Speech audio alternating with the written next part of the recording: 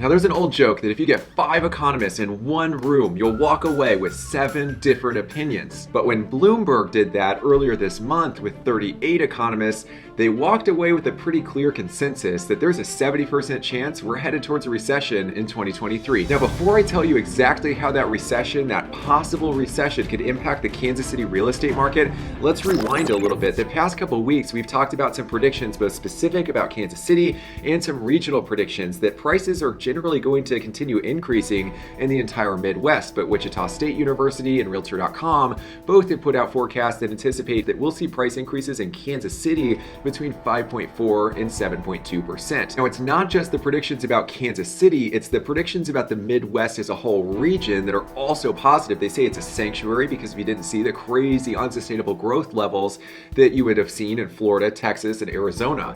In fact, the Midwest is positioned to weather this storm pretty well. Now, let's jump back to the Bloomberg article. We've got a 70% chance of a recession according to a consensus of about 38 economists that Bloomberg's been polling for the last several months. That's the one factor that could derail the Kansas City real estate market, the most likely factor to derail the Kansas City real estate market in 2023. But instead of debating will we go into recession or not go into recession, let's assume that happens. Here's exactly how it would impact you and the Kansas City real estate market. Number one is all about history. Whenever you hear the word recession, you're thinking everything bad's happening, the world's coming to an end, people are losing their jobs, stock market's collapsing, retirement accounts are being hollowed out, home prices are plummeting. But what if I told you in the last 4 out of 6 recessions that home prices actually increased? Seriously, take a look at this graph. The last 6 recessions, 4 of those home prices increased, and we're gonna go one by one through the last 3. 2020, it was really short, so let's eliminate that one because it's a clear outlier. It didn't last very long,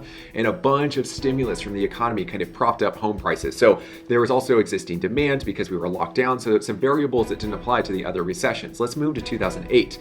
Clearly, it's an outlier. There was negative 20% in home prices almost, and it was caused by a housing market crash. The housing market is not crashing, and it's because demand and low supply is propping up the entire market right now.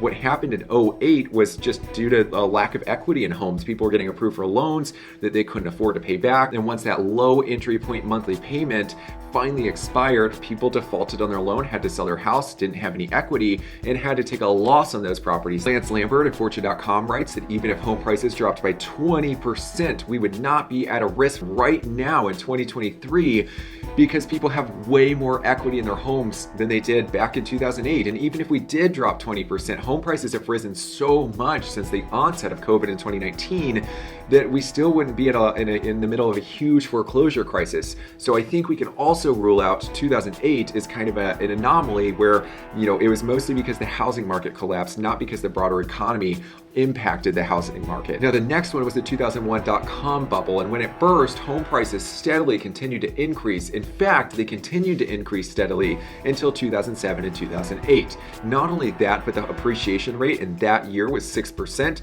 So this is a pretty good idea of what would happen if we did slip into one in 2023. Now, if we were to look at the only other one that is not an outlier where home prices actually decreased during a recession, it was by 2%, which is pretty negligible. Just think, over the last 2 years, home prices have gone up about 16% per year in Kansas City.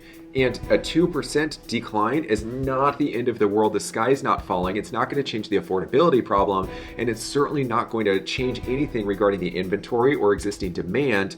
So that's kind of a wash too. But let's take a look at the flip side of this. When the economy crashes, what the government does is exactly what happened in 2020, is they pump a bunch of money into the economy. They make it really cheap to borrow money, so people start spending money and it pumps up the economy, and mortgage rates start to fall. And that's exactly what we saw over the last several recessions, is you'll see some drop in mortgage rates. Sometimes it's negligible, sometimes it's substantial, up to 4%, but every single recession of the past 6, we saw mortgage rates decrease. If that's the one thing that's causing buyers to sit on the sidelines and wait for prices to become more affordable, and the recession causes the mortgage rates to decrease so those buyers have more buying power, then that could actually prop up the real estate market and cause a price surge like the one that we saw in 2020. 2020. By the way, if you're new to the channel, my name's Nick Massa. I help people just like you buy, build, and sell homes in the Kansas City area. For any questions or additional support, my contact info is in the description. I'm here for you. Hit that like button if you find the video valuable, and subscribe so you don't miss any of my daily content about all things Kansas City real estate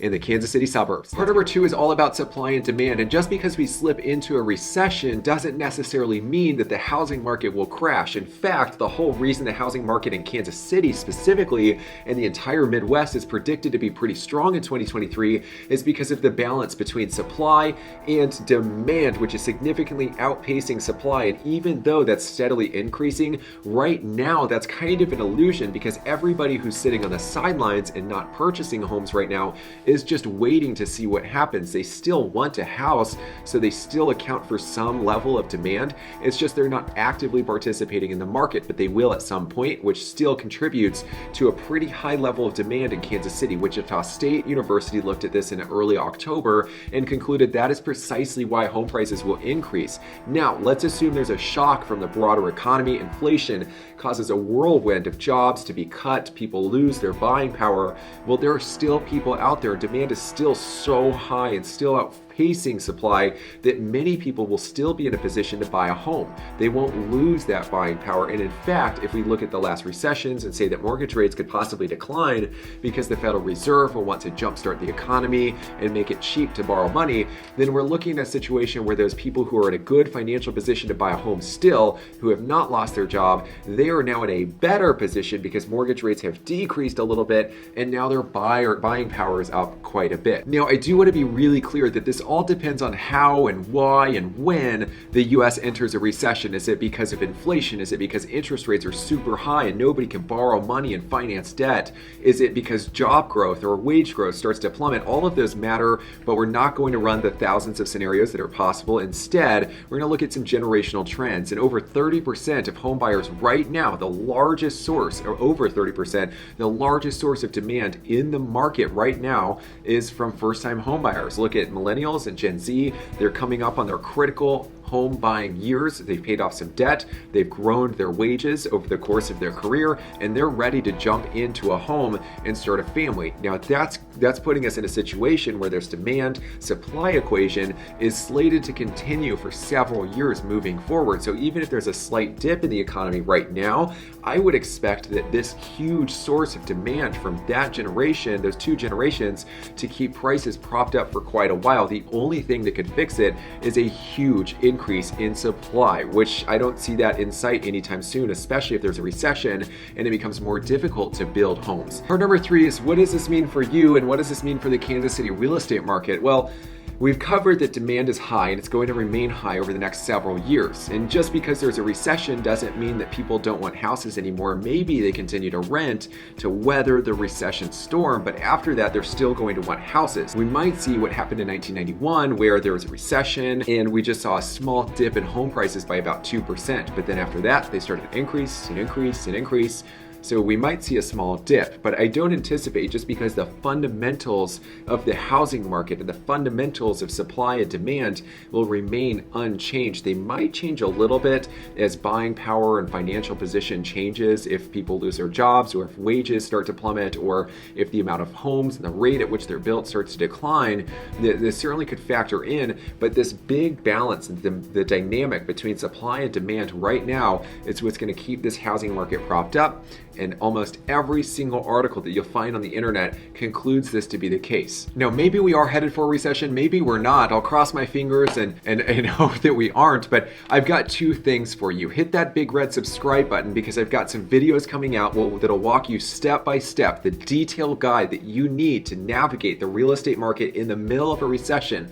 One for home buyers, what you should do and what you shouldn't do. One for home sellers, so you don't linger on the market and you don't have to take a huge reduction in your price in order to sell your home. Because let's face it, people are going to buy or sell homes during a recession anyways, and there's a right way and a wrong way to do it, and I want the absolute best for you. So subscribe so you see these videos. I've got one last thing for you. I think there's a lot of wisdom in this one. Try to be greedy when others are fearful, and try to be fearful when others are greedy.